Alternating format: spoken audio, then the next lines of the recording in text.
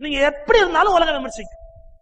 பட்னத்தார் சன்னியாசி, பட்னத்தார் சாமியார், பழுத்த சன்னியாசி, சொத்துக்கு எல்லாத்தையும் விட்டுட்டு ஓடி போனவர், ஒண்ணு வேணாலும் ஒரு கோபிந்த கட்டுன்னு போனவர் பட்னத்தார்.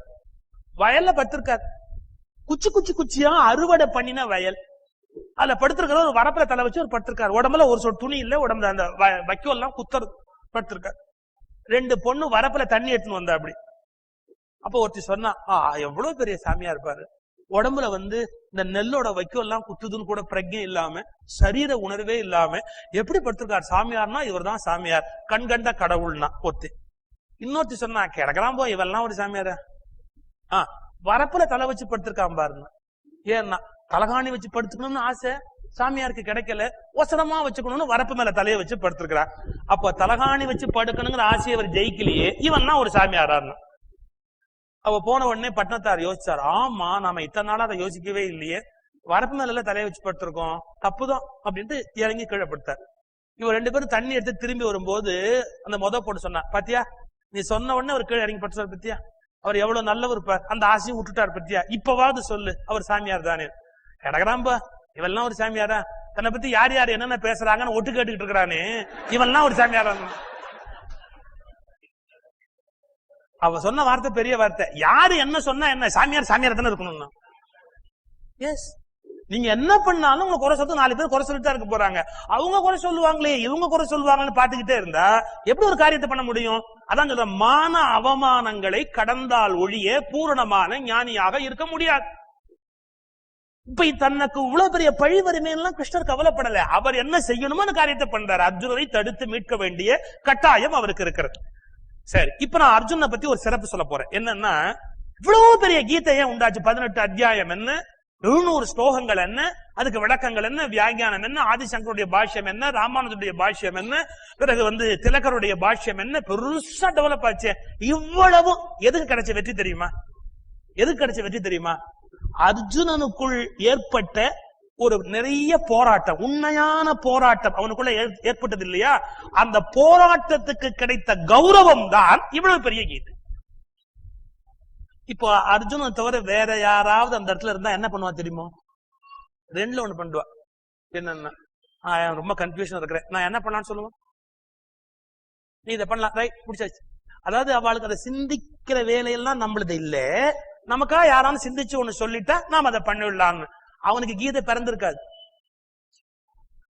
இப்ப அவன் கன்ஃபியூஸ் பண்ணி எதிர்த்து ஆர்கியூ பண்றான், ஒத்துக்க மாட்டேங்கிறான், கிருஷ்ணன் சொல்ற எதையும் ஏத்துக்க மாட்டேங்கிறான், மாத்தி மாத்தி மாத்தி மாத்தி கேள்வி கேட்கிறான். மறந்துடக்கூடாது, அவனுடைய அந்த கேள்வி இருக்கு பொய் அல்ல, உண்மையான தேடுதல், ரியல் சர்ச். இந்த ரியல் சர்ச் உள்ளவர்களை ஒருபோதும் இயற்கை அவமதிப்பதில்லை.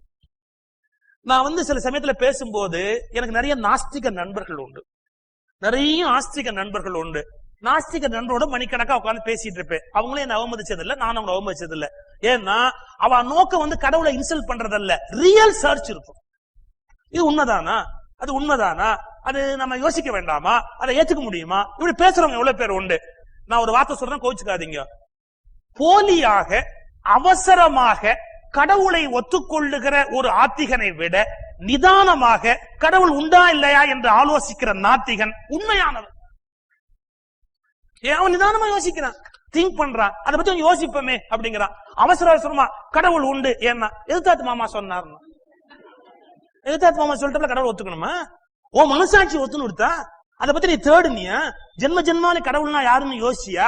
அவசரப்பட்டு உன்னை ஒத்துக்கிறத விட ஓ மனசுல 1000 தடவை கேள்வியை கேட்டு உண்டா இல்லையா உண்டா இல்லையா உண்டா இல்லையான்னு கேட்டா தப்பு கிடையாது. இப்ப பாருங்க, கிருஷ்ணன் சொன்ன உடனே நீ என்னுடைய சீனியருடைய வெல்விஷர், எஸ் ஐ அக்ரி நான் சொன்ன Arjunan, I am sorry Krishna, நீ சொல்றதெல்லாம் நான் அட்மிட் பண்ணிக்க முடியாது, ஐ reject it, simply I reject it. ஏன் நீ சும்மா சொல்லிட்டே இருக்கிற நீ பாட்டுக்கு, I will not agree with you. உடனே கிருஷ்ணன் பாருங்க, நான் சொல்றேன் நீ என்ன மதிச்சா ஒன்னு அகங்காரமா பேசலையே, yes I will give you another answer, yes I will give you another argument. வெரிசியா போறார் பாருங்க. இதைத்தான் சொன்னேன், உண்மையான தேடுதல் அர்ஜுனுக்கு இருந்ததால் தான் இத்தனை பெரிய கீதை கிடைத்தது. அவனது உண்மை தேடுதலுக்கு கடவுள் கொடுத்த பெரும் பரிசுதான் கீதை. சோ உங்களுக்கு உண்மையான தேடுதல் இருக்குன்னு வச்சுங்க, அதை குறித்து வெட்கப்பட வேண்டிய அவசியம் இல்லை. அவசர அவசரமா கடவுளை ஒத்துக்கிறத விட நிதானமா நீங்க யோசிச்சு ஒரு முடிவுக்கு வர்றது தப்பு கிடையாது. நம்ம என்ன பண்ணிடுறோம் தெரியுமா? மற்றவங்களுடைய யோசனையை தலைமையில ஏற்றி வச்சு, இந்த வார்த்தைக்கு என்ன மன்னிச்சுங்க, இரவல் ஆத்திகனாக நம்மை ஆக்குகிறார்கள். அது என்னது? இரவல் ஆத்திகன். யாரோ சொன்ன ஒரு யோசனைய நம்ம மண்ட மேல அப்படியே ஏத்தி வச்சு ஒரு இரவல் ஆத்திகனா ஆக்குறாங்க. இரவல் ஆத்திகர்கள் என்றாவது மதம் மாறுவார்கள், இரவல் ஆத்திகர்கள் என்றைக்காவது நாத்திகர்களாக மாறுவார்கள். ஆனால் தானாக ஆத்திகத்தை உணர்ந்தவர்கள் ஒருபோதும் அதிலிருந்து மாற மாட்டார். விவேகானந்தர் அப்படித்தானே? விவேகானந்தர் எடுப்புல எடுத்து ஒத்துக்கிட்டாரா? கொஸ்டின் ராமகிருஷ்ணா. ராமகிருஷ்ணன் சொல்றார், கடவுளை பார்த்திருக்கிறேன்னு. இந்த புருடாவை என்கிட்ட விடாதீங்க. ராமகிருஷ்ணன், இல்லை குழந்தாய், நான் கடவுளை கண்டிருக்கிறேன். அப்படியா? எங்க கண்டீர்கள்? எப்படி கண்டீர்கள்? நேரடியாக கண்டீர்களா? குழந்தாய், நீ என்னை பார்ப்பது போல நான் உன்னை பார்ப்பது போல நான் கடவுளை கண்டிருக்கிறேன். சரி, நீங்கள் கண்டது உண்மை என்றால் எனக்கு அந்த கடவுளை காட்டுவீர்களா? அவர் சொல்றார், நீ என்னை காண்பது போல நான் உனக்கு கடவுளை காட்ட முடியும். ஆனால் குழந்தாய், அப்படி காட்டினால் பார்ப்பதற்குரிய தகுதி உனக்கு இருக்கிறதா? அப்ப விவேகானந்தர் சொல்ற, இது சரியான கேள்வி. நான் பார்க்கணும் ஆசைப்பட்டா போறாது, பார்ப்பதற்கு எனக்கு ஒரு தகுதி வேணும் இல்லையா? என்ன தகுதிப்படுத்திக்கணும் இல்லையா? உங்களுடைய கேள்வி நியாயமானது. எனக்கு என்றைக்கு தகுதி வருகிறதோ அன்றைக்கு காட்டுவீர்களா? முயற்சி செய். நீ தகுதியை நோக்கி பயணப்படு. உனக்கு கடவுளை காட்டுகிற வேலையை நான் பார்த்துக் கொள்கிறேன். யோசிங்க. அப்ப விவேகானந்தர் ஆரம்பத்துல யாரு? கடவுளை கொஸ்டின் பண்ணவர் தானே. உருவம் உண்டா இல்லையா? கடவுள் உண்டா இல்லையா? பிரம்மம்னா என்ன? நம்ம கும்பிடுறதுதான் கடவுளா? எத்தனை கேள்வி கேட்டார். விவேகானந்தர் இவ்வளவு கேட்டு அவரா கடவுளை உணர்ந்ததாலதான் அவரான போய் இவ்வளவு பெரிய நிறுவனத்தை உலகத்துல ஏற்படுத்தி வழிகாட்ட முடிஞ்சது. அவசர அவசரமா ராமகிருஷ்ணர் சொன்னான்னு ஒத்துக்கிட்டு இருந்தான்னு வச்சுங்க, அன்னைக்கு அவர் காணாம போயிருப்பார். இன்னைக்கு நம்மள பல பேர் ஆரோ சொன்னதை ஒத்துக்கிறதால தான் நம்மால இன்னொரு மதத்தவனோ இல்ல இன்னொரு நாஸ்திகனோ கேள்வி கேட்கறச்சு நம்மால ஆர்கியூ பண்ண முடியல, பதில் சொல்ல முடியல. நீங்களாகவே கடவுளை உணர்ந்து வைத்திருந்தால் எத்தனை நாத்திகர் வந்து கேள்வி கேட்டாலும் நீங்கள் அசரவும் மாட்டீர்கள், உங்கள் ஆஸ்திகம் கலைந்தும் போக. சோ நாம அந்த கன்விக்ஷனுக்கு வரணும், நாம தேடி அதை உணரணும். இதைத்தான் பகவானே என்கரேஜ் பண்றார். எப்படி? அர்ஜுன இத்தனை கேள்வி கேட்டா, நாம நம்ம குழந்தை கேட்டா என்ன சொல்லுவோம்? வாய மூடின்னு நான் சொல்றத கேட்டு. என் பொண்ணு நிறைய கேள்வி கேட்பா, எக்கச்சக்கமா கேட்பா. நான் ஃபர்ஸ்ட் என்ன ஆன்சர் கொடுத்தேன் தெரியுமோ? எங்க அப்பா எனக்கு கொடுத்த ஆன்சர் கொடுத்தேன். என்ன சொன்னேன்? நாங்கெல்லாம் எங்க அப்பாவை கேட்டோமா? இது எல்லா பெரியவாளும் குழந்தைகள் சொல்ற வார்த்தை. குழந்தைகள் தோண தோண தோண கேள்வி கேட்கும். பொண்ணு எல்லாம் என்ன சொல்லுவா? நாங்கெல்லாம் எங்க அப்பா அம்மாவை கேட்டோமா? அவ சொன்னதை அப்படியே செய்யலையா? என் பொண்ணு ஒரு வார்த்தை சொன்னா, இந்த முட்டாள் தலைமுறை உன்னோட முடிஞ்சுட்டோம், அறிவாளி தலைமுறை எங்கள்ல இருந்து ஆரம்பமாகட்டும், பதில் சொல்லேன்னா. நான் அன்னில இருந்து அது மாதிரி சொல்றதை நிறுத்திவிட்டேன். நாங்கெல்லாம் எங்க அப்பா சொன்னதை கேட்கலையா அப்படின்னா அது பதில் அல்ல. இப்ப உண்மை சொல்லுமா? அப்பா சொன்ன விஷயம் நியாயம் என்று எனக்கு பட்டிருந்தால் என் பிள்ளைக்கு நான் தெளிவாக சொல்லி இருப்பேன். அப்பா சொன்னதால் மட்டுமே ஏற்றுக்கொண்டிருந்தால் நான் சொன்னதால் மட்டுமே என் மகள் ஏற்க வேண்டும் என்று விரும்புவேனே ஒழிய அதை பற்றிய உண்மை எனக்கு தெரியவில்லை, அதை பற்றிய அனுபவம் எனக்கு தெரியவில்லை. தெரிந்திருந்தால் நான் புரிய வச்சிருப்பேனே. அப்ப எந்த உண்மையும் நம்மாலே தேடி உணரப்பட வேண்டும். அர்ஜுனன் அத்தகைய மனோபாவம் உடையம். அதான் இவ்வளவு கொஸ்டின் கேட்கிறா, ஒத்துக்க மாட்டேங்கிறா. பட் கிருஷ்ணர் அசரல. நீ கேட்கிற வரைக்கும் கேள்டா ராஜா, சொல்ற வரைக்கும் சொல். அவன் சொன்னா, என் உடல் இப்போது தள்ளாடுகிறது, என் மனம் கழண்டு விட்டது என்னிடத்துல இருந்து, எனக்கு சகுனங்கள், தீய சகுனங்கள் தோன்றுகின்றன, என் சுற்றத்தாரை எல்லாம் வீழ்த்தி விடுவது உண்மையிலேயே நன்மைதானா கிருஷ்ணா? ரகுநந்தா, கண்ணா, இது நன்மை என்று எனக்கு தோன்றவில்லையே கிருஷ்ணா, எனக்கு இது நன்மை என்று தோன்றவில்லையே அப்பா. நான் வெற்றியை விரும்பவில்லை. அவர் சொல்றான் பார், நான் வெற்றியை விரும்பவில்லை, அரச போகத்தையும் ஆனந்தத்தையும் நான் விரும்பவில்லை. நமக்கு அரசு கிடைத்துதான் ஆகப் போவது என்ன? எதற்காக, ஏன் நான் உயிர் வாழ வேண்டும்? இவர்களை எல்லாம் கொண்டு எதற்காக கிருஷ்ணா நான் உயிர் வாழ வேண்டும்? என் உடல் தளறுகிறது, என் உடம்பு நடுங்குகிறது, கண்ணா என்னை விட்டுவிடு.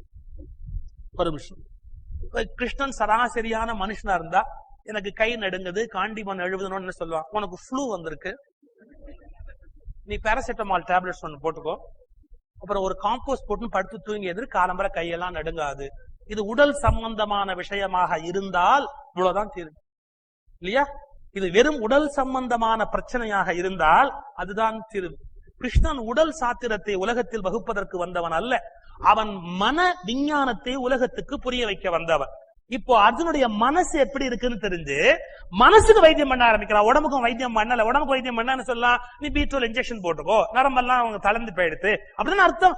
உடம்ப பத்தியே பேசலையே. உடம்ப பத்தி அவன் சொல்றான், உடம்பு சரியில்லை, எனக்கு பலவீனமா போயிடுது அப்படின்னு. ஆனா எல்லாம் மனசுக்குரிய செய்திகளா கிருஷ்ணன் சொல்ல ஆரம்பிக்கிறான்.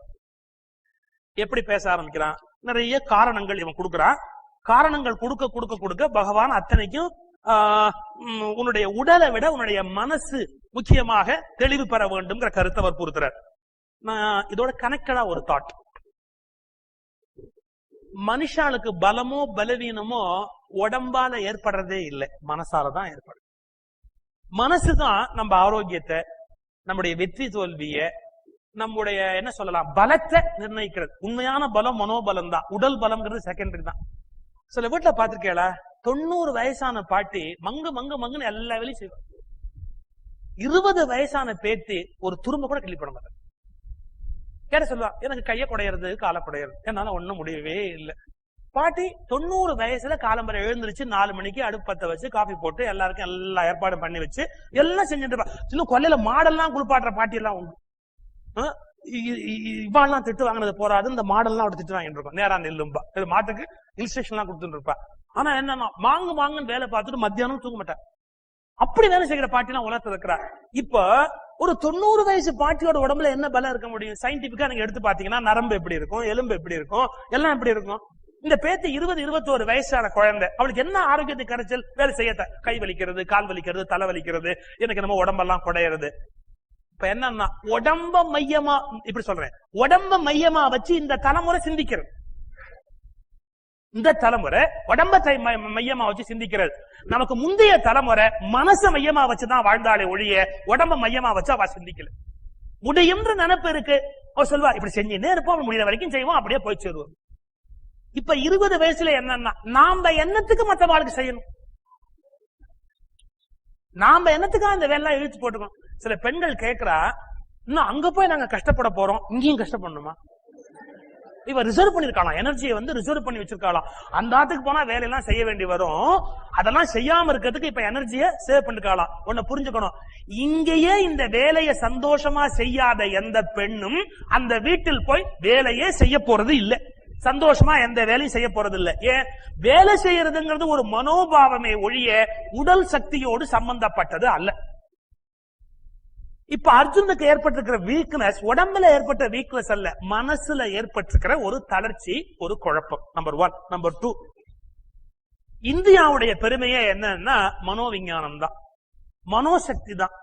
நீங்க ஃபாரின்ல என்னன்னா எல்லாமே அறிவு அடிப்படையா வச்சுதான், அவளுக்கு எல்லாம் டெக்னாலஜி, அணுகுமுறை, மருத்துவம் எல்லாமே அறிவு மையமா வச்சுதான்.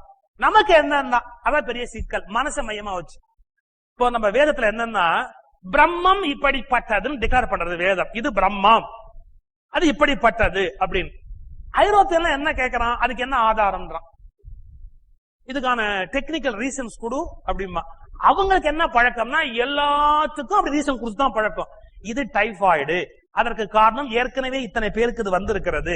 டைபாய்டு நோய்க்கிருமி என்பது இப்படி இருக்கும், அது 7 நாள் முட்டையா இருக்கும், அதன் பிறகு வெடித்து வெளியில் வரும். அவன் எல்லா ரீசன் கொடுத்தான். நமக்கு அப்படி கிடையாது. என்னன்னா இன்ட்யூஷன் ரொம்ப பெரிய விஷயம். நமக்கு மனசை மையமா வச்சு பிரம்மம் என்ற ஒன்று உண்டு, அது இப்படிப்பட்டது ஸ்டேட்மெண்ட்ல ஆரம்பிச்சிருவோம். அவனுக்கு எப்படின்னா நிறைய எழுதி ஃபைனலா தான் ஸ்டேட்மெண்டே வரணும், எல்லாத்தையும் ஆராய்ச்சி பண்ணி எனவே இது இப்படி கண்டுபிடிக்கப்பட்டது. நமக்கு அப்படி இல்லை, கண்டுபிடிக்கப்பட்ட விஷயத்துல தான் தொடங்குறது.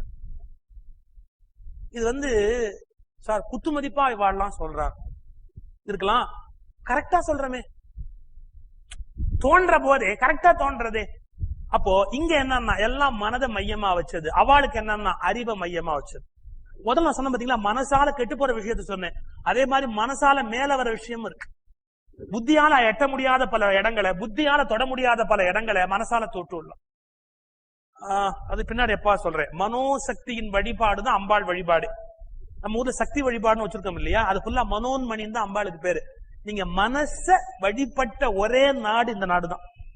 மனச ஒரு கடவுளாக்கி அவளை மனோன்மணின்னு பேர் வச்சு மனோசக்தியை தான் அம்பாளாவே வச்சு கரும்பு வில்லு அத்தனையும் கொடுத்து நாம கும்பிடுற ஒரு கான்செப்டே வச்சிருக்கிறோம். அது இன்னொரு ஆங்கிள், அது அப்படியே இருக்கட்டும். நம்ம கருத்தே உடம்பை விட மனசை மையமா கொண்டதுன்னு சொன்னேன். பாருங்க, திபெத்ல இன்னும் லாமாக்கள் எவ்வளவு பேர் இருக்கா. லாமாக்கள் தான் ஒரிஜினல் இந்தியன் ட்ரெடிஷனை காப்பாத்திட்டு இருக்குப்பா உண்மையிலேயே. அங்க திபெத்ல ஒரு சர்வ கலாசாலையில யோக சாதனையில ஒரு பாடம். அதுக்கு என்ன சொல்ற, ஹீட் யோகா அப்படின்னு. அது என்ன ஹீட் யோகா? அங்க மாணவர்களுக்கு எப்படின்னா, அது பாருங்க, பனிமலை, பனிமலையில ஜேல் அப்படிங்கிற ஒரு நதி ஓடுறது, அந்த நதி கரை. பனிமலையில நதி கரையில சட்டை போடாம அந்த பசங்க உட்கார்ந்து யோகா பண்ணணும். Is it possible? பனிமலை நதி கரை சட்டை போடாம யோகா பண்ணணும். அது பெருசு இல்ல. கொஞ்ச நேரம் கழிச்சு அவளுக்கு ஒரு சட்டை போட்டு விடுவாங்க. அந்த சட்டை வேர்வையால் நனைந்து அந்த வேர்வையை பிழிகிற போது யாரிடத்துல அதிக வேர்வை வருகிறதோ அவன் தான் வெற்றி பெற்ற மாணவன். இத மேல்நாட்டுல இருந்து ரிசர்ச் பண்ணா, இது எப்படி சார் முடியும்னா, அவன் ஃபுல் ஷூ போட்டு, கோட் போட்டு, கை போட்டு, தலைக்கெல்லாம் குல்லா போட்டு நிக்கிறான். இந்த பசங்க எல்லாம் வெறும் உடம்போட உட்கார்ந்துருக்கு. கொஞ்ச நேரம் ஆனோன்னு உடம்புல ஸ்வெட்டிங் வருது, வேர்வை வர ஆரம்பிக்குது. பனிமலையில எப்படி வேர்வை வரும்? சரி, அதுக்கப்புறம் அவன் மேல ஒரு உடம்புல ஒரு துணியை போட்டு அதை எடுத்து அந்த வேர்வையை பிழிகிறான், எவ்வளவு தூரத்துக்கு அப்படின்னு. அந்த உடம்புல அப்படி ஒரு எனார்மஸ் ஹீட் அவன் ப்ரொடியூஸ் பண்றான். இது முடிஞ்சதுக்கு அப்புறம் அந்த பிள்ளைகளை பார்த்து கேட்கறாங்க எப்படின்னு. மனசுல இருந்து ஒரு இன்ஸ்ட்ரக்ஷன் என்ன, உடம்பு இப்போது வியர்க்கிறது, வெளியில் வெப்பமாக இருக்கிறது, உடம்பு வியர்க்கிறது, வெளியில் வெப்பமாக இருக்கிறது, உடம்பு வியர்க்கிறது. இத மனசு திரும்ப திரும்ப திரும்ப திரும்ப சொன்ன உடனே குளிர் உடம்ப ஒண்ணுமே பண்ண முடியல, உடம்பு வேர்க்க ஆரம்பிச்சுடும். சோ நம்முடைய தீரி என்னன்னா, மனம்தான் இங்கு பிரதானம், உடம்பு இரண்டாம் பட்சம். ஐரோப்பியர்கள் வாழ்க்கை முறை என்னன்னா, உடம்புதான் பிரதானம், மனம் என்பது இரண்டாம் பட்சம். அதான் அங்க சைக்காலஜி படிச்சவா, சைக்காட்ரிஸ்டா இருக்கிறவா ஏதான ஒரு டேப்லெட்டை கொடுத்து உடம்புல ரசாயன மாறுதல் உண்டு பண்ணி மனசை மாற்றிடலாம் அப்படின்ற நம்பிக்கையில் இருக்கிறார். மனசு செகண்டரி. இப்ப சொல்றேன், ஐரோப்பியர்களுடைய எண்ணம் இந்திய மக்கள் மனசிலையும் வந்துட்டதாலதான் மனம் பலவீனம் அடைந்து கொண்டே வருகிறது. அதன் காரணமாக உடம்பு பலவீனம் அடைந்து கொண்டே வருது. 90 வயசு கிழவிக்கு இருந்த பலம் ஏன் 20 வயசு பொண்ணுக்கு இன்னைக்கு இல்ல அப்படின்னா, இவாளுக்கு மனசு முதல்ல பலவீனம் ஆயிடுத்து, உடம்பு அதனால அடுத்தாப்புல பலவீனம் ஆயிடுச்சு. இப்ப அர்ஜுனனுக்கு ஏற்பட்ட இந்த சிம்டம் எல்லாம் சொல்றான், கை நடுங்குது, கால் நடுங்குதுன்னு. இதெல்லாம் உடலியல் மாற்றங்கள் அல்ல, இவை அனைத்தும் மனதின் விளைவுகள். சோ மனசுக்கு இப்ப வைத்தியம் பண்ண ஆரம்பிக்கிறான் பகவான். இன்னும் பேசலாம் பாருங்க. எவருக்காக நாம் அரச போகத்தையும் அளவில்லாத செல்வங்களையும் திரும்ப பெற விரும்புகிறோமோ, என்னுடைய சுற்றத்தாருக்காக, யாருக்காக நான் இதெல்லாம் திரும்ப வாங்க விரும்புறேனோ அவர்களே இங்க நிற்கிறார்கள் நான் கொல்லுவதற்காக. இல்லைன்னா ஏன் பின்னால் நிக்கிறாங்க கொல்லப்படுவதற்காக. அவன் எப்படி யோசிக்கிறான் பாருங்க. எதிரில இருக்கிறவாளை கொண்டுட்டாலும் போச்சு, அவன் இங்க இருக்கிறவாளை கொண்டுட்டாலும் போச்சு. ஏன், நான் ஜெயிச்சு ராஜாவா பட்டம் கட்டிக்கணும்னா இவா 10 பேர் இருந்தா தானே ராஜானே பண்ணிக்க முடியும். இவங்க எல்லாம் இறந்து போனா எனக்கு என்ன ராஜாங்கல அப்புறம் என்ன பெருமை இருக்க போறது? இப்படி ஒரு கற்பனை பண்ணுங்களேன். ஒரு தீவு, அதுல ஒரு சிம்மாசனம் போட்டிருந்தா ஆறான உட்காருவானா? ஒரு தீவுல யாருமே இல்ல, ஒரு சிம்மாசனத்துல போய் நீ உட்காருனா ஆறான உட்காருவானா? நாம ஒரு சிம்மாசனத்துல உட்காரணும்னா பாக்குறதுக்கு 10 பேர் இருந்தாதான் உட்காரணும்ன்ற ஆசையே வரும். பாக்குறதுக்கு எவனுமே இல்லைன்னா அங்க உட்கார்ந்தா என்ன, கீழே உட்கார்ந்தா என்ன, மேல உட்கார்ந்தா என்ன, ஒண்ணுமே இல்லை. இத பார்த்து செலிபிரேட் பண்றதுக்கு அல்லது பொறாமப்படுறதுக்காக 2 பேரும், அவனுக்கு வந்த வாழ்வு பத்தியா அப்படி இருக்கிறான் அப்படின்னு பொறாமப்படுறதுக்காவது 2 பேர் இருக்கணும். இது கொஞ்சம் ஆச்சரியமான தியரி. நீங்க சில பேர் பாருங்க, லைஃப்ல ஒரு போட்டி இருக்கும், அந்த மோதல்லையே வளர்ந்து பெரிய மனுஷனா இருப்பான், கம்பெனி ஆரம்பிச்சிருப்பான், தொழில் பண்ணிருப்பான், பணம் சேர்த்திருப்பான், எல்லாம் அவனை எதிரின்னு மனசுல வச்சு. அரசியல் கூட அப்படித்தான், ஒரு எதிரிய மனசுல வச்சே தன்னை வளர்த்துக்கிட்டே வருவான். அந்த எதிரி செத்து போயிட்டான்னு வச்சுங்க, இவனும் அதோட காலி ஆயிடுவான். ஏன், இன்னும் எதிர்க்கிறதுக்கே ஒருத்தனும் இல்ல, நம்மளை பார்த்து பொறாமப்படவே அவன் இல்ல, அப்புறம் நான் வாழ்ந்தா என்ன செத்தா என்ன? இது ரொம்ப ஆச்சரியமான விஷயம். என்னை பார்த்து பொறாமப்படுறவன் இப்ப இல்லைன்னா நான் அப்புறம் சம்பாரிச்சுதான் என்ன, இனிமே யார் என்ன பார்த்து பொறாமப்பட போறா, வேண்டாமே அப்படின்னு தோணி போயிடும். எதிரி செத்த உடனே தன்னுடைய வாழ்க்கை இழந்து போன அரசியல்வாதி எவ்வளவு பேர் இருக்கிறான். ஏன், இனி சண்டை போடவே ஆள் இல்ல, அப்புறம் நாம இனிமே என்ன வாழ்றதுக்கு ஒண்ணு இருக்கு அப்படி கேட்கலாம். அவங்களும் போய் இவங்களும் இந்த யுத்தத்துல செத்துட்டா நான் ஜெயிச்சுதான் என்ன பண்ண போறேன்? கிருஷ்ணா பதில் சொல். இங்க நிக்கிறவர்கள் யார்? என் குருமார்கள். 34 ஸ்லோகம். என் தந்தை, மக்கள், பாட்டன், மாதுலர், மாமன், பேரர், மைத்துனர், சம்பந்திகள். மதுசூதனா, என் கண்ணா, நான் கொல்லப்பட்டாலும் கவலை இல்லை, இவர்களை கொல்ல நான் விரும்பவில்லை. உலகையும் ஆளுகின்ற வாய்ப்பு கிடைப்பதாயினும் இந்த போரை நான் செய்ய மாட்டேன். 3 உலகத்தையும் ஆளுகிற வாய்ப்பு கிடைச்சாலும் இனிமே நான் அந்த போர் பண்ண மாட்டேன். வெறும் மண்ணை ஆளுவதற்காகவா இந்த போர்? இவர்கள்லாம் இல்லாம இந்த மண் எனக்கு கிடைச்ச என்ன, கிடைக்காம என்ன, இவங்களோட சேர்த்து கிடைச்சா பரவாயில்லை. ஜனார்தனா, கௌரவர்களை கொண்டு நாம் காணப்போகும் இன்பம் என்ன? பாதகரையே கொல்வதாயினும் பாவம் தானே பரிசாய் கிடைக்கும். இப்பதான் பாருங்க கொஞ்சம் மாத்திரம் ஆர்குமெண்ட் எல்லாம் அர்ஜுனன் கொஞ்சம் மாத்திரம். என்னன்னா இவங்கெல்லாம் எனக்கு வேண்டியவங்கிற ஆர்குமெண்ட்ல இருந்து இவங்களை நான் கொன்னுட்டா எனக்கு பாவம் வராதா? இப்ப இஷ்யூ மாறுறது. இவர்கள் அப்படிங்கிறது போய் இந்த செயல் அப்படின்னு ஆர்குமெண்டோட மையப்பகுதி மாறி போறது. இவர்களை கொல்லுதல் அப்படிங்கிறது பெரிய விஷயம் அல்ல, என்னவர்கள் என்பது பெரிய விஷயம் அல்ல. பாவ புண்ணியம் என்று ஒன்று வருமே, நரகம் என்ற ஒன்று கிடைக்குமே, அதெல்லாம் நியாயமா அப்படின்னு ஆர்குமெண்ட் மாத்திரம். இதை வச்சு சிம்பிளா ஒண்ணு சொல்லட்டுமா? என்ன, நீ ஏன் ஸ்கூலுக்கு போலேன்னு குழந்தைய கேட்டா ஒரே ஒரு காரணம் சொன்னா அது உண்மை. 3-4 காரணம் சொல்ல ஆரம்பிச்சா எல்லாம் பொய்ன்னு அர்த்தம் இல்லையா? நீ ஏன் ஸ்கூலுக்கு போல அப்படின்னா எனக்கு என்னவோ பண்றது போல முடிஞ்சு போச்சு. எனக்கு லேசா பல்லு வலிக்கிறது. பல்லு வலியா? இல்ல லேசா தலை கூட வலிக்கிறது. நீ ஏன் போல? நான் ஹோம்ஒர்க் செய்யல அப்படின்னு டீச்சர் திட்டுவா. நீ இப்ப போறியா? இல்லையா? இல்ல எனக்கு ஜுரம் வர மாதிரி இருக்கு. எப்ப 4 காரணம் சொல்றதோ பொய்ன்னு அர்த்தம். நிஜமா அதுக்கு ஒண்ணு காரணம் இல்ல, ஒரே ஒரு காரணம் தான் இருக்க முடியும். அதுக்கு இந்த மற்ற காரணங்கள் கற்பிக்கப்பட்டன இல்லையா? உண்மை எப்பவுமே ஒண்ணுதான் இருக்க முடியும். இவ்வளவு பல உண்மைகள் இருக்க முடியாது. அவன் எப்ப இப்ப வரிசையா ஆர்குமெண்ட்டை ஷூட் பண்ணிட்டே வரானோ அப்ப என்னன்னா ஏதாவது பதில் சொல்லி ஆகணும், இதை ஸ்டாப் பண்ணி ஆகணும். அதுக்கு என்னென்ன சொல்ல முடியுமோ எஸ்கேப் பண்றதுக்கு என்ன சொல்லிட்டே வரான். இது ஒரு விஷயம். ரெண்டாவது, வரிசை எத்தனை காரணம் சொல்லலாம் பாருங்க. கர்ணா, தர்மம் கட்டு விடாதா? இவர் தான் தர்மத்தினுடைய ரட்சகர். மாதர்கள் கற்பு அழியாதா? ஏன்னா ஆண்கள் இறந்து போயிடுறாங்களா, பெண்களுக்கு கற்பெல்லாம் அழிய தொடங்குமா? மாதர் கற்பு அழியாதா? மடவார் நோன்பு கெடாதா? விஷ்ணுகுல தோன்றலே மாதர்கள் கெட்டால் 4 வர்ணங்களும் குழப்பம் அடையாதா? பெண்கள் கணவனை இழந்திருப்பாங்க, வேற்று வர்ணத்தவர் கலந்துடுவாங்க, வேறு வகையான சந்ததி தோணார், வர்ணாசிரமம் வீணா போயிடும். அப்படி குழப்பம் ஏற்பட்டால் யார் அதனை அழித்தார்களோ அவர்கள் குலத்தாருக்கு நரகமே அல்லவா கிட்டும். அந்த நரகம் எனக்கல்லவா கிட்டும். அவர்களுடைய மூதாதையர்கள் உணவும் நீரும் இன்றி கீழே வீழ்ச்சி அடைவார்களே. வருண குழப்பத்திற்கு வித்துன்றும் ஒரு குடிகேடர்களை போல ஜாதி தர்மங்கள் அழிந்து போவதற்கு நான் ஒரு காரணமாக இருக்க முடியுமா? ஜனார்தனா, குல தர்மத்தை இழந்தவர்கள் எக்காலத்திலும் நரகத்திலேயே வாழ்வார்கள் என்று கேள்விப்பட்டிருக்கிறேன். என்னை நரகத்துக்கு அனுப்புகிறாய். இப்ப இந்த பிரச்சனையிலிருந்து அவர் பிலாசபி ஆரம்பிச்சுட்டார். என்ன, இதெல்லாம் வர்ணாசிரம தர்மம் குழம்பி போய் நரகத்துல கொண்டு போய் சேர்த்து விடாதா? எனவே நான் செய்ய விரும்பல. இது ரொம்ப சிம்பிளான ஒரு விஷயம் சொல்றேன். இந்த உலகத்துல காரண காரியங்களை ஆராய்ஞ்சுட்டு முடிவு எடுக்கிறவா ரொம்ப கம்மி. எப்படி ஒரு ப்ராப்ளத்துல காரண காரியங்களை நன்கு ஆராய்ந்து அப்புறமா ஒரு முடிவு எடுக்கிறவர்கள் ரொம்ப குறைச்சல். முடிவை எடுத்துட்டு எடுத்த முடிவுக்கு காரணம் சொல்றவா ரொம்ப ஜாஸ்தி. முதல்ல ஒரு முடிவு எடுத்துட வேண்டியது. எப்படின்னா, ஒரு புடவை கடைக்கு போறா, இந்த புடவையை எடுக்கணும் முடிவு பண்ணிட்டான். ஆனா 100 காரணம் சொல்வாரு. என்னன்னா, இப்போ அவத்துல கல்யாணம் வருது இல்லையா, அங்க நம்ம நல்லா போகணும் இல்லையா, அதுக்காக இந்த இல்ல நான் எடுத்துக்க மாட்டேன், பொண்ணு அதை எடுக்கிறதாவே இல்ல. அந்த கல்யாணத்துக்கு போறச்சே நம்ம வரவாழ நல்லா ட்ரெஸ் பண்ணிட்டு வருவா, அப்போ இது இல்லாட்டி கஷ்டமா இருக்குமே. உங்களுக்கு ஒரு போனஸ் வரும்னு சொன்னேன் இல்லையா, 6000 சில ரூபா வரும்னு சொன்னேன் இல்லையா, கையில இருந்து அப்படியே வீணா போயிடும். அதான் அதோட இதை வாங்கி விடலாம் அப்படிங்கறதுக்காக தான் நான் அதை யோசிச்சேன். இப்போ ஒரு 7-8 காரணம் வரிசையா அவ சொல்ல ஆரம்பிச்சிருக்கா அப்படின்னா என்ன, இதை எடுக்கணும்னு முடிவு பண்ணியாச்சு. அவனை கன்வின்ஸ் பண்றதுக்கு வரிசையா 1, 2, 3, 4 நீங்க போன பர்த்டேக்கு எனக்கு வாங்கி தரணும்னு சொன்னேன் இல்லையா, அன்னைக்கு கூட சொன்னீங்க இது எல்லா இடத்துக்கும் ஒரு பங்கி மாதிரி வர்ற, கொஞ்சம் அண்ணா ட்ரெஸ் பண்ணிட்டு வரப்படாதா, அன்னைக்கு எங்க ஆபீஸ் மீட்டிங்ல எல்லாரும் ஒரு மாதிரி உன்ன சொன்னா அப்படின்னு நீங்க சொன்னேன், அதுக்காகத்தான் இதை எடுக்கணும்னு நான் முடிவு பண்ணேன். இது அவ்வளவும் புருடா. So she has decided இதை எடுக்கணும்னு முடிவு பண்ணிட்டா, அப்புறம் என்ன ரீசன்ஸ் அட்ரிபியூட் பண்றா 1, 2, 3, 4, 5 அப்படி.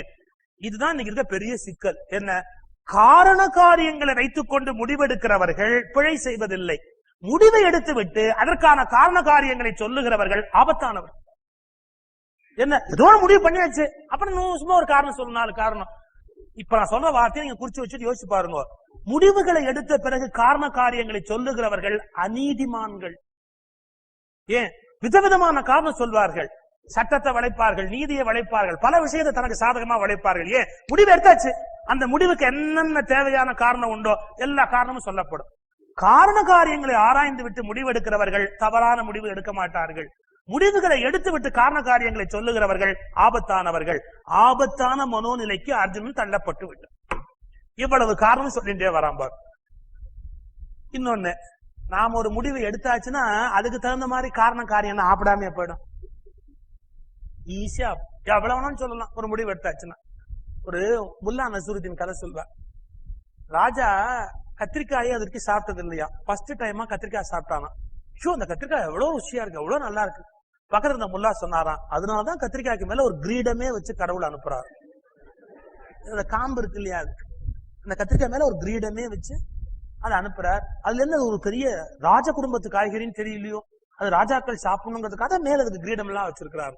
ராஜா சந்தோஷப்பட்டார். அப்படியா அப்படின்னா. ஒரு வாரம் தொடர்ந்து சமயக்காரன் கத்திரிக்காய போட்டான். ராஜா கடுப்பாயிட்டார். ஒரு வாரம் ஆறாம் தொடர்ந்து ஒரே காய்கறி சாப்பிட முடியுமா? கடுப்பாயிட்டான். எரிச்சல கேட்டான், இது ஒரு காயம், இது தினம் இதையே கொண்டாந்து வைக்கிறியே அப்படின்னா பாருங்க. பக்கத்துல இருந்த முல்லா சொன்னாரா, அதனாலதான் கடவுளை இதெல்லாம் ஆணி அடிச்சு அனுப்புறாருன்னா. இது அதுதான் அந்த காம்பு, அதான் ஆணி அடிச்சு அனுப்புறாரு. அப்படி ஆணி அடிச்சு கேவலப்படுத்தி அறிவில்லாம அதை சமைச்சியே நியாயமானார்.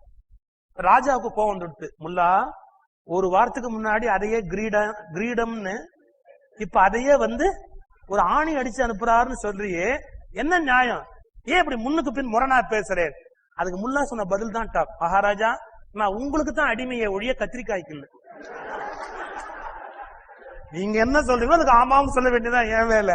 நான் என்ன கத்திரிக்காய்ட்ட சம்பளம் வாங்கிட்டு இருக்கிறேன், உங்ககிட்ட தானே வாங்கிட்டு இருக்கிறேன். அது எக்கேடு கேட்டா எனக்கு என்னன்னா, தட் இஸ் ட்ரூ. இப்போ கத்திரிக்காய் நீங்க ஆதரிக்கணும்னு முடிவு பண்ணிட்டீங்கன்னா 50 ரீசன்ஸ் 50 ரீசன் இருக்கு. கத்திரிக்காய் சாப்பிட்டா நல்லது, உடம்புக்கு அயன் அது இதுன்னு. வாண்டான்னு முடிவு பண்ணிட்டா ஸ்கின் டிசீஸ் வரும். முடிச்சிடலாம்ல. நீங்க வேணும்னு திங்கிறச்ச உங்களுக்கு இரும்பு சத்து, வாண்டாம்னு முடிவு பண்ணிட்டேன்னா அது ஸ்கின் டிசீஸ் வரும் இல்லையா? அது நம்முடைய மனோபாவம். வேணும்னா அதுக்கு ஒரு காரணம் கொடுப்போம், வேண்டாம்னா ஒரு காரணம் கொடுப்போம். இப்ப அவ்வளவு சொல்றான் பாருங்க, எத்தனை ரீசன் கொடுத்தா பாருங்க.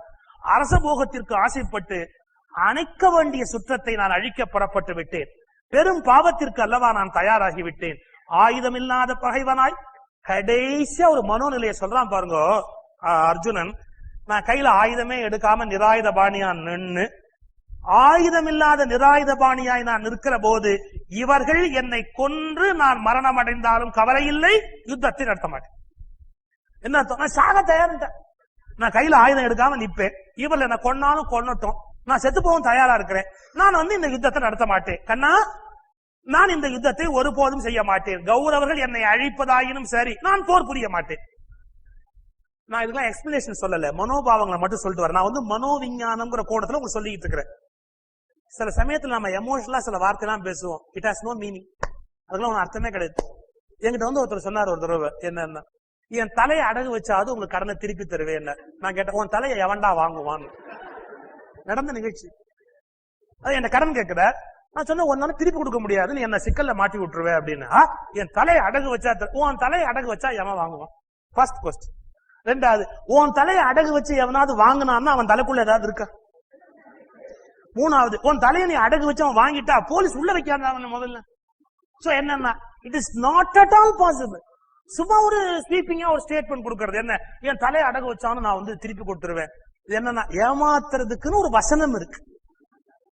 இன்னொரு வார்த்தை சொல்ல கேட்டிருக்கலாம், என்ன, என் உயிரே போனாலும் நான் அந்த காரியத்தை செய்வேன். எப்படி முடியும்?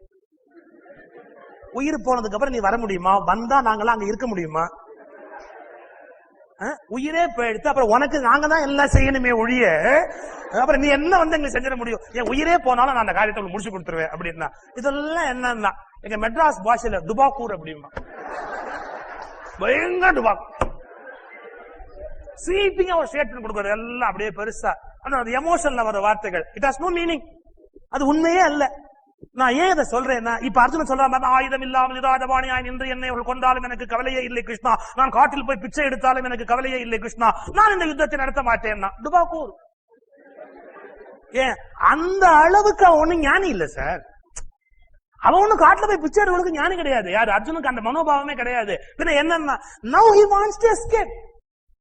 இப்ப யுத்தத்துல இருந்து வெளியே எகிரி வச்சு ஓடணும். அதுக்கு விடுறான் பாருங்க ஸ்வீப்பிங் ஸ்டேட்மெண்ட்ஸ் எல்லாமே. சோ இதெல்லாம் நீங்க எடுத்துக்கிட்டு பெரிய தத்துவம் ஆராய்ச்சி பண்ண வேண்டாம். ஒருவருடைய மனோநிலை பாருங்க, ஒருவருடைய மனோநிலை பிறரை ஏமாற்றுவதற்காக வேதாந்தம் பேசுகிறது. கோச்சுக்காதீங்க. பல பேர் பெரிய ஞானமயமான வார்த்தை எல்லாம் பேசுவா, அவளுக்கு சத்தியமா அந்த அனுபவம் கிடையாது. நம்ம கையில என்ன இருக்கு? எல்லாம் பகவான் பாத்துக்கிறார். பொய் பொய். பகவான் பாத்துக்கிறாருன்ற அளவுக்கு இயல்பான ஞானம் அவருக்கு இருக்கா? கிடையாது. எல்லாம் பகவான் பாத்துக்கிறாருன்னு சொல்லிட்டு ஒரு லாட்டரி டிக்கெட் வாங்கி அவர் பார்த்துட்டே இருக்காரு. எல்லாம் நாம நிறைய வேதாந்த கருத்துக்களை ரொம்ப மிஸ்யூஸ் பண்ணுவோம். ஏன் தெரியுமா? நமக்கு அந்த ஞானம் கிடையாது, நமக்கு அந்த அளவு சங்கல்பம் கிடையாது, நமக்கு அந்த அளவுக்கு ஆத்ம பயிற்சி கிடையாது. நம்ம தாத்தா சொல்லி கேட்டிருக்கிறோம், தாத்தா சொல்லி கேட்டிருக்கிறோம், நாமளும் சொல்லாம போயிட்டா பேரனுக்கு கிடைக்காது அப்படிங்கிறதுக்காக சொல்லிட்டு இருப்ப எல்லாம் மெட்டைனருக்கு எல்லாம் பகவான் இருக்கான்னு சொல்லி அத்தனை அச்சூழியம் பண்ணுவோம். I am very sorry. இந்த வார்த்தைகள் உள்ளீடு அற்றவை, உண்மையான ஆழமற்றவை. நிஜமாவே பக்த ராமதாசனுடைய மனோநிலை நமக்கு உண்டா? எல்லாம் பகவான் பாத்துக்கிறான்னு சொல்றதுக்கா? சார் அவர் ஜெயில வச்சான், நம்புவீங்களா? ஜெயில வச்சா, ஜெயில் சுவர் உயரமா இருக்கு. ராமநாமம் சொல்லி நம்மள ஜெயில வச்சா என்ன சொல்லுவோம்? ஒன்ன போய் கும்பிட்டோம் பார், உன்னை ஓயாம ராமா ராமான்னு என்ன இவ்வளவு பெரிய ஜெயில வச்சுட்டிய, குதிக்க முடியாத சோத்து, கொஞ்சம் குட்ட சோறா இருந்தா கூட எகிரி குதிச்சு விடுவேன், இவ்வளவு ஒசரமான சோத்துல கொண்டு போய் வச்சுட்டியா ராமா, உன் ராமநாமத்தை சொல்லி நான் என்னத்த கண்டேன் நம்ம சொல்லுவோம். ராமதாஸ் என்ன சொன்னார் தெரியுமா? அந்த சுவர் எப்படி நிமிர்ந்து பார்த்துட்டு ராமதாஸ் சொன்னார், ஆஹா நான் பெரிய பாக்கியவான். ஏன்? சுவர் ரொம்ப ஒசரமா இருக்கு. எப்படி பெரிய பாக்கியவான்? வெளி உலகத்தின் தாக்குதல் இல்லாதபடி ராமநாமம் சொல்லுவதற்கு ராமன் என்னை பாதுகாப்பாக வைத்தார் என்று. வெளி உலகத்தினுடைய தாக்குதலே இல்லாதபடி இவ்வளவு அருமையான இடத்துல என்ன வச்சிருக்கிறாரே ராமன், நான் எவ்வளவு பெரிய பாக்கியவான். அந்த ராமதாசர் ஆத்மஞானி, பக்தர் ராமதாஸ் ஆத்மஞானி. நம்ம ராமா ராமாம்போம், லாட்ஜி டிக்கெட்ல பணம் விளையாட்டு இவனெல்லாம் கும்பிட்டு என்னத்த கண்டோம். ஒரு நம்பர்ல போயிடுத்து, வேணா கிருஷ்ணனை மாத்தி பாருங்களேன், அந்த ஒரு நம்பர் கரெக்டா மறுபடியும் விடுறதுக்கு கூட ராமனை விட்டு கிருஷ்ணனுக்கு போயிடுவோம். நமக்கு அவ்வளவு பெரிய ஆத்ம பந்தம் உண்டா ஒரு தெய்வத்து மேல, ஒரு மூர்த்தி மேல? இல்ல. நான் இவ்வளவு கடுமையா யோசனை மாட்டேன்னு நினைக்க வேண்டாம். நாம் எதுல இருந்தா எஸ்கேப் ஆறதுக்கு பெரிய உயர்ந்த கருத்துக்களை எல்லாம் சொல்லும். இப்ப இந்த இடத்துல இவன் பேசின வரையில அவ்வளவு என்னன்னா எஸ்கேப் ஆறதுக்காக பெரிய பெரிய பிலாசபி எல்லாம் பேசுங்க. சஞ்சயன் முடிச்சா, போர்முகத்தில் இவ்வாறு உரைத்த பார்த்தன் வில்லை ஓர்புறம் எறிந்தான். எடுத்துட்டான், வில்ல தூக்கி அந்த எடுத்துட்டான், வில்லை ஓர்புறம் எறிந்தான். துயரு கொண்ட நெஞ்சத்தினாய் தேரின் பீடத்தின் மீது அமர்ந்தான். அவனது விஷாதம், அவனது குழப்பம் ஒரு யோகமாக மாறுகிறது. விஷாதம் எப்படிடா யோகமாயிற்று அப்படின்னு கேட்டா, இந்த குழப்பமும் அந்த குழப்பத்துக்கு பரிசாகத்தான் கீதையும் தரப்பட்டது என்பதால் விஷாதம் யோகமாயிற்று. நீங்க ஒரு தங்கத்தை சொல்றீங்க, கலப்படமுடைய தங்கம்னு சொன்னா கூட எவ்வளவு பர்சன்டேஜ் கலப்படமா இருந்தாலும் அது தங்கமே. தங்கம் கலப்படமாய் இருக்கிறது, அதுபோல் யோகம் விஷாதமாய் இங்கு இருக்கிறது என்று கலப்பட தங்கத்தை போல் காட்சியளிப்பது அர்ஜுன விஷாத யோகம்.